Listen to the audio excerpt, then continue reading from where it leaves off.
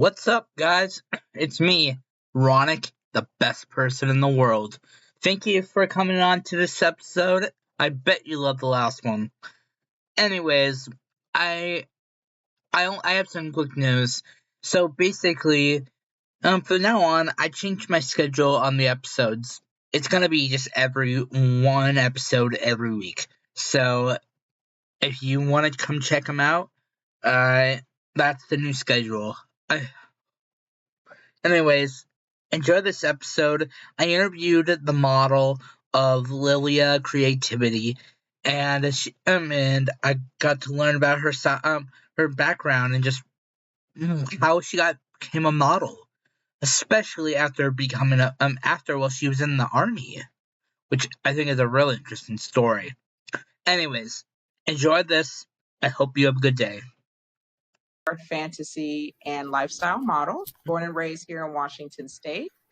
I started modeling about 3 years ago at the age that Betty Page retired from. I also do some photography. I'm getting into that. When I'm not modeling and making art, I work full-time in property management, and I'm going to school full-time for my bachelor's degree in social services. I am a mom to a 17-year-old daughter and a 7-year-old cat who is outside because she was making a lot of noise.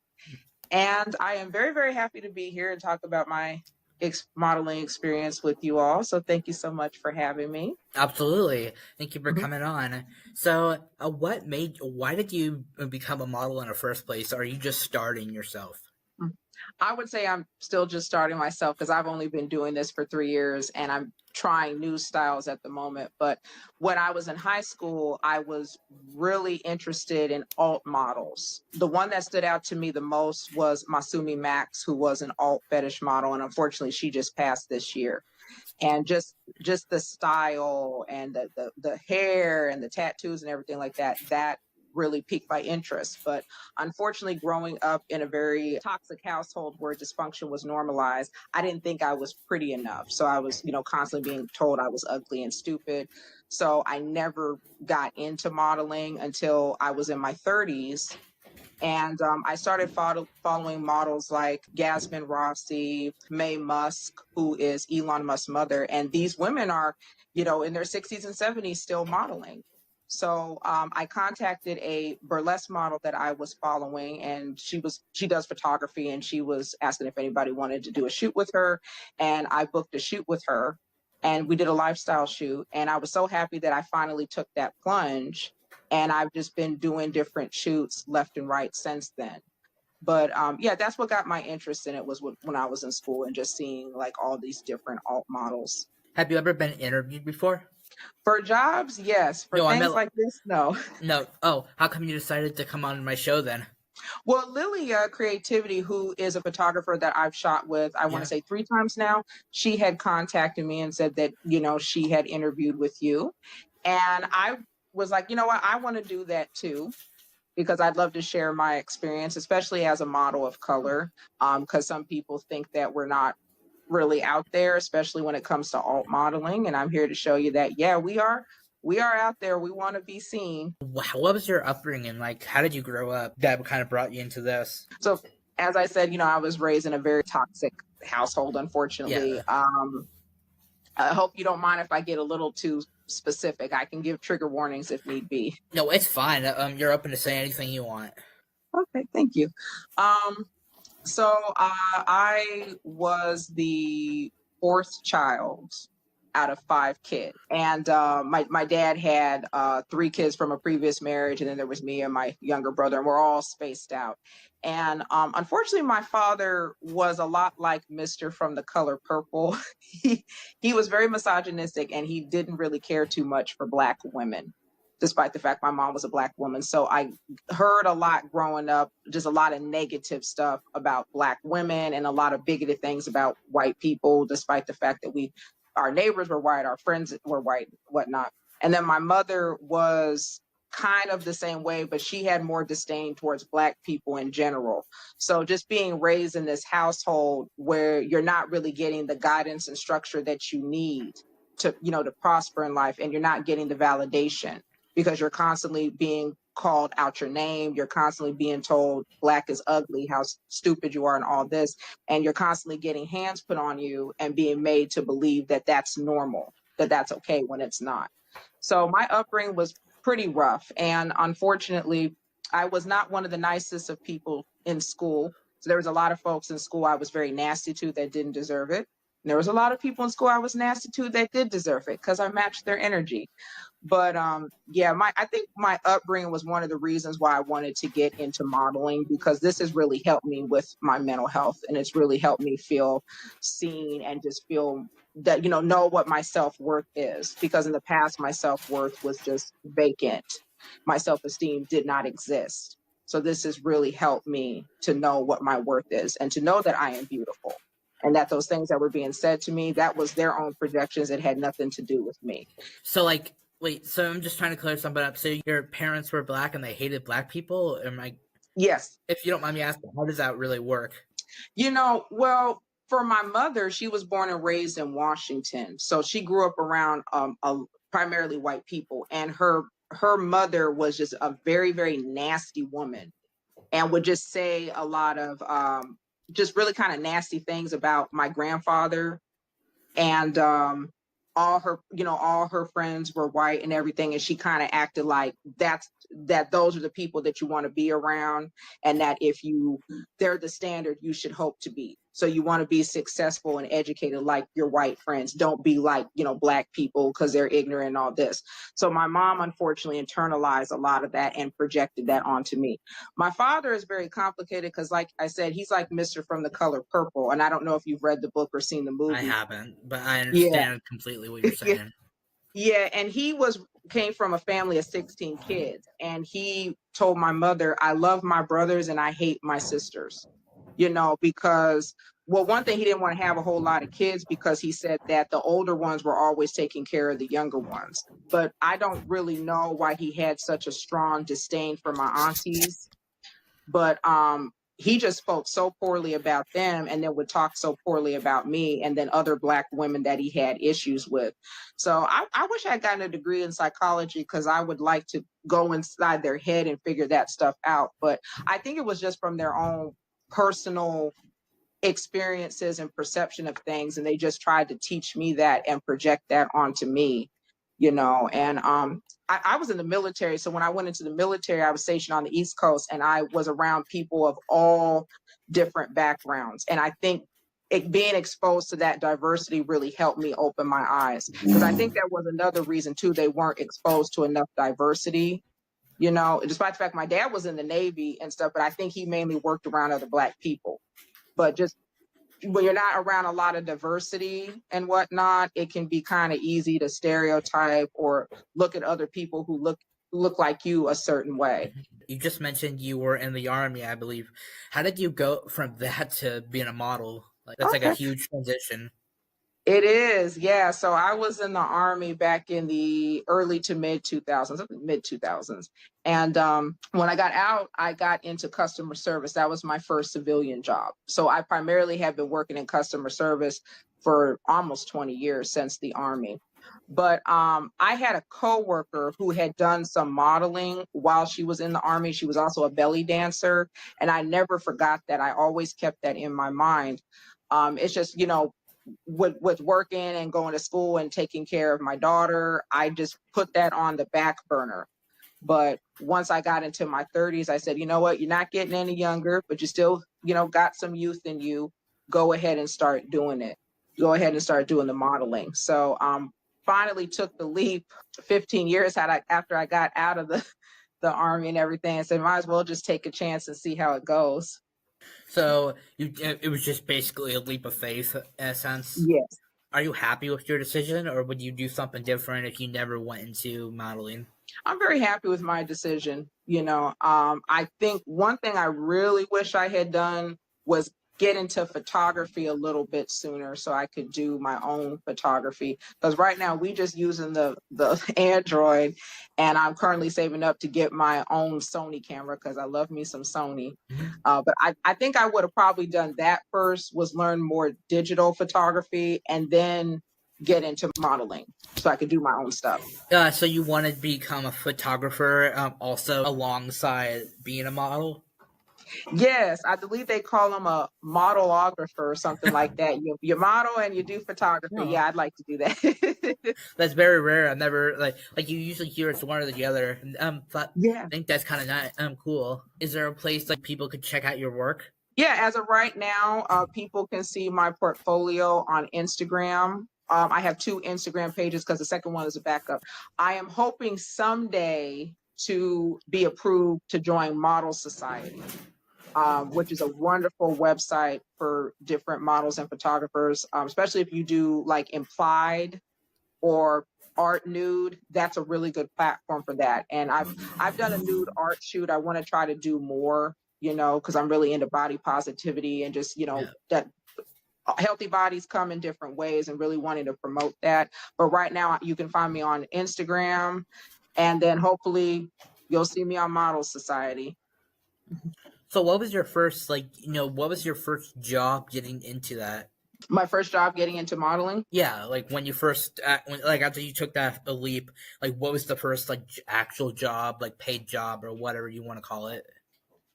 So I haven't been paid yet. I feel like that's kind of more like for the pro models in terms of like Okay, yeah. those that have maybe a little more experience or have been published. So I have not been paid for a modeling job yet. I hope to someday in the But future. like, what was Um, your like first like you know what I mean, just what was your first modeling job in general? Oh, okay. Well, actually, what it would have been to do, it was some kind of promotional thing that somebody wanted me to do, and it would have paid $500. They liked my alternative style I Mm-hmm. had, and I think it was to promote their brand or some other kind of commercial shoot. Unfortunately, I had injured my foot, and I was not able to do that. But that, had I accepted that and been able to make it, that would have been my first paid gig. So it wasn't meant to be that time, but hopefully it'll be meant to be in the future. How many have you done so far? Do you have a number, or is it still kind of at the bottom? I don't mean to sound rude. I'm just asking. Yeah. No, I totally get what you're saying. Oh my gosh, I've lost count because there's a few photographers I've shot with frequently. I will definitely say I think it's more than 10 shoots. I'll say more than 10. What's your favorite one that you've done so far? My favorite one. Actually, that would be a shoot that I recently did. And it was a steampunk shoot. And I've been wanting to do steampunk for the longest of time. And so the shoot it was 4 hours. So we had like about four different looks. But the steampunk one, because I had like the hat and the pinstripe jacket and the cane and the goggles and all that. And it came out so beautifully. We did it with this large graffiti wall where I live, and there was just a perfect backdrop. And I'm shooting with this particular photographer. This was our fifth time shooting together, and he is always just so energetic and just so encouraging, and we always just collab so well. And I was so happy to finally get that steampunk shoot done and see it come to life. I've done a lot that I'm really proud of, and are wonderful, but I would say this one is my favorite for now. That may change when I start going to the conventions and doing the cosplay stuff, but this one's my favorite. Oh. What about challenges? Like, have there been any major challenges that you've gone through? Because, like, kind of going back to like when me and Lilia did the interview, she said that like there were a bunch for her. What about you? Have there been any? There have. I am finding that I cannot do group shoots where there are a whole lot of people. I actually I did a group shoot recently where it was like, I think it was like less than 12 people, and that was a little bit easier for me. The vibe was really good vibe. Everybody was welcoming and introducing themselves. I really can't do group shoots where there's like 20 plus people, because for some reason the energy is very difficult for me. And you just have I'm noticing that some people are kind of cliquish. Like, I know people are friends and people collab and shoot together all the time, but some people aren't as welcoming towards new creatives as I would like them to be. I mean, that's their prerogative. Cliquish, like what do you mean by that? Well, like in school, people had their little cliques, their little Oh, group of friends and stuff. Yeah, people do that. the And Breakfast Club dynamic kind of thing. yeah, and it's just kind of off-putting and stuff. Like you may get people who say certain things that, like, I'm not too keen on sarcasm. Yeah. The way some people have some people have good wit and they can make sarcasm funny. It's like it's not really meant to be disrespectful or get you below the gut. But some people, their sarcasm is to get you below, get you in that gut and everything. And some people may be fine with that, but I'm not. So I'm gonna let you slide if you talk to me like that one time. But if you get it again, I'm gonna check you. And then you're gonna look at me like, what the hell is wrong with you? So yeah, that's just doing these group shoots where to me there's just too many people is kind of overwhelming and it Yeah. makes me kind of anxious. That's something I want to get over. But from right now, if I do group shoots, it has to be like less than a dozen people. I do understand where Lilia is coming from too, especially from the photography side. And I will also say another challenge that I'm learning with like TFP is some people aren't very professional when it comes to TFP shoots, and those are time for print shoots. So it's Mm-hmm. kind of like an exchange. And you find that some people have found that there's photographers that are not very professional, like they flake on you. Some photographers are finding the models are not professional and they flake on them. And so I'm noticing that's becoming a challenge to where some people are now charging like a refundable or non-refundable booking fee to secure the spot for the TFP shoot because some people are just canceling last minute or just not showing up. And like not to think about me, but even I like after I started the show, like a lot of people like they'll say they want to do it. Like I'll give them 3 chances, and then they just never show up. So I can completely understand like you're Yeah. yeah, none of them just wanting to show up. Do photography also. What's your favorite type of like for modeling or taking pictures? Like what's your favorite? So my favorite is boudoir. I also like black and white photography. There is a photographer that I shoot with that's their specialty is to do black and white, and that's something that I'm starting to learn more and really enjoy because you're seeing the image and not really Mhm. what's around. So you're seeing everybody as one. And that's one of my favorite styles to do is photography. I also like to do a lot of nature stuff too. Like sometimes if I see wildlife out or the mountains. I love taking pictures and just really kind of showing the beauty of the world because we're in some harsh times. There's all kinds of things going on in the world, and you just want to remind people that there's still beauty out there, there's still good out Absolutely. there, and we want to showcase that. The other day I took a photo of a raccoon because he was just in the yard chilling. And then yesterday I heard that a lady here in Washington who got visited by 100 Oh raccoons shit. because she's been feeding them for the past 35 years. And then and their cousins and their kids and their offspring and descendants were like, "Hey, lady, we're here to get some food." So she Was had to call 911. was it a good story or did it end in like attack? It was a good story. Nobody Okay. got attacked. She's okay. The raccoons are okay. But I'm sure the sheriff's deputy told her, "Don't feed these raccoons anymore." But I Okay. mean, like it would have been a wonderful picture to take without them surrounding you because raccoons can carry rabies. But I just thought about that when I took that photo of that baby raccoon just chilling on my neighbor's porch and stuff like that, eating some food they left out. Has going off of that, like, has social media changed for you anyways since you've gotten into this? Yes, it has. I'm definitely more active on social media than I used to be.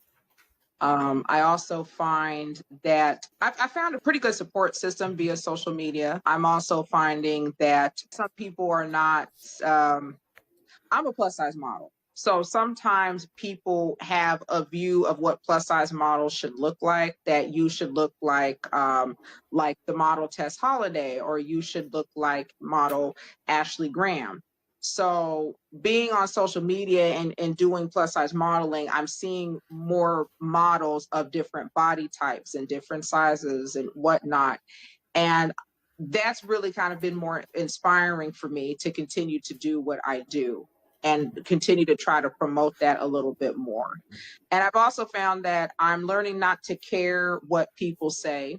In the past, I would get very upset at negative comments and things like that, but I'm starting to learn that, people are entitled to their opinion. If they want to be a jerk and express it rudely, that's their prerogative to do. I'm not going to respond. I'm just going to block you. And it's really helping me gain more of a backbone as to what I will tolerate and what I won't tolerate. And yes, I got cellulite and stuff, and I know some people don't like seeing that, but it is what it is. It's natural, and I'm not gonna airbrush it or anything like that. Well, like, what pushes you forward to keep going? Like, how come you haven't quit at this point? My mental health and my daughter. She said to me one time, and this broke my heart, she said she wasn't beautiful enough to have a husband. And I just hated that she felt that way, because she is beautiful. She's a very smart, kind-hearted person. And, I felt that same way when I was a kid, and I know the hurt. And that's why I continue to do this, because I want to show her and other young ladies out there beauty comes in all shapes and all sizes. And, I didn't have anybody to advocate for me, so I want to advocate for these young ladies, so that they are who keep me going. And I think also, like I said, my mental health too, because when I started modeling, it was during the pandemic. So the isolation when I wasn't at work was really bad. And so being able to be out, because most of my shoots I do outside and in nature, being able to be out and just connect with different people and to breathe that air, it really helped me, really helped my mental health. And last year I was diagnosed with stage 1 lung cancer. So I went through treatment, all that, cancer free. So got to stay on top of my appointments and everything. But if it wasn't for modeling, I probably just would have shut down and not wanted to do anything beyond go to work. And this has kept me motivated and kept me going, because I don't want to be one of these people out here, you just sitting around twiddling your thumbs, or no disrespect to my weed smokers, but just smoking weed and playing video games all day. No, I gotta move. I gotta be out there. I gotta breathe that air. Especially I gotta when be you have a kid. Yes, exactly. Because she's almost 18. I don't want her to be one of them types you just lazying around, just not doing nothing. What does your daughter like? You did it for her, but like, what does your daughter think of like what you're doing? Like, does she like what your job is? She thinks it's okay and stuff like that. She doesn't really like the boudoir stuff that I do. Like, I haven't done anything risque in terms of boudoir. But she's like, why are you outside in the cold in your underwear and things like that? And I just explained to her and everything. I said, well, first of all, that's not my underwear, that's a bodysuit, because I can't be outside in my underwear. But I just said, I'm just trying to show beauty in nature, and that's all it is. I did one photo shoot with a photographer, and he had a little Boston Terrier, and I posed with the Boston Terrier. And my daughter said, like, why is that little dog in a stroller? So she makes her little funny observations and things like that. Your daughter, she's not like against what you do? No, she's not. Now, I haven't shown her any of the nude art ones I'll do, Of because course, yeah. I don't show her that. But just the outside ones I've done, she doesn't seem to be against it. She just makes her little funny quips and all that. Did you say Food Wars? Because when I hear the title, maybe it's just the internet here, but I was picturing like pictures of food fights, so that's kind of how I was confused. Oh, you're picturing food fights? Like you said, food, FOOD. Oh, did I say food? I think you said that, so maybe I'm wrong. I don't recall saying food. Oh, but the property management that I do, we manage warehouses, apartments, and storage facilities. So I have had people ask me about doing auctions, which we do for the storage facilities. And they asked me, is it like Storage Wars? It's not that dramatic. And we now actually do them online. We started doing the online auctions because of the pandemic. So no, we don't do it the way they do on Storage Wars. But it's pretty interesting to see what people have in their units. I remember one time we found a whole unit full of like dildos and Confederate flags. That was very interesting. You said you don't do it for money. What do you do like for a side gig? Like, how do you make money? So my because like I said, my full-time job is property management, Uh-huh. and I've done second jobs like working at a gas station, working at a convenience store. I don't really have a side hustle right now, but my roommate and I were actually talking about maybe not this year, but next year we were talking about starting our own bath bomb, soap, and candle business. Because I've been buying a lot of soap from different shops on Etsy, and my roommate's like, "Why don't we just make our own? We got the soap making book right here." So that's something I've been thinking about doing as a side hustle. If I was way more crafty, I would love to be selling nails and stuff like that because I don't spend so much money on press on customized press on nails on Etsy. I should be doing that myself. Yeah. Those soap bombs, you're trying to make that like a future thing. Yeah, bath bombs. Because I love bath bombs and I see a lot of people online like them too. And I love seeing like the different colors and the different shapes people make and what they can fizz into. I forget what they're called, but I bought my daughter one of those big bath bombs where you put it in the water and there's like a little toy inside, like a fortune cookie kind of thing. I like that. So I was like, I want to do that. I always like those little towels that like you make them into little shapes, and then like the second it's like the same thing but with Yeah. towels. I love those too. I used to get those for my kids when they were little and everything. Yeah, yeah, they were always really cool to me. Yeah. Do they Yeah. still make those, or they go out? The last time I was at Walmart, I've seen them, but that was a while ago. So I'm sure they still make them somewhere. If you go on Amazon, I guarantee you can find them because they got everything on Amazon. Yeah, they always do. But Mhm. anyways, going back to like your personal life, you how do you balance that with everything going on? I've had to learn good time management because I was really bad at it a long time ago. But yeah, just prioritizing everything. I also journal. And when I started journaling, especially doing art journaling, that's really helped me with kind of organizing different stuff. What's important, of course, my daughter, and then, work, and then doing the modeling. And it just really helps me stay grounded because there was a time I was all over the place and very hectic and spreading myself thin. So this has been a good outlet to help me with managing everything and just staying focused, and just not being too overwhelmed, especially when it comes to school, because I'm in school right now and that's going to take me about a year and a half. So, I actually had an assignment, a long assignment that I just submitted today, and then I have a photo shoot tomorrow. So I also learned not booking photo shoots on the same days that I have assignments I have to do. What are you going to Yeah. college for? For my bachelor's in social services, I do have two associate's degrees. One is for medical billing and coding, and then the other one is for human services. So I'm doing my bachelor's degree because I want to work with, excuse me, I want to work in community outreach, and I'd like to be a crisis intervention specialist. If this doesn't work out, is that what you want to kind of go into? Yes. What do you want your career to be like? I mean, like, do you want to be a doctor? Like, you said a couple of different things there. Like, what do you want if you don't become a model? I'd like to be a counselor. I definitely want to continue to work in a field where I can help people and make a difference. So I definitely would like to get in counseling. And I can do that with my bachelor's degree. And what do you wish that you knew before getting into this, like this career of modeling? Hmm. I wish I knew that um, nobody defines your worth. You define your own worth. I wish I knew that there was room at the modeling table for everyone, that you didn't have to look a certain way or fit a certain aesthetic.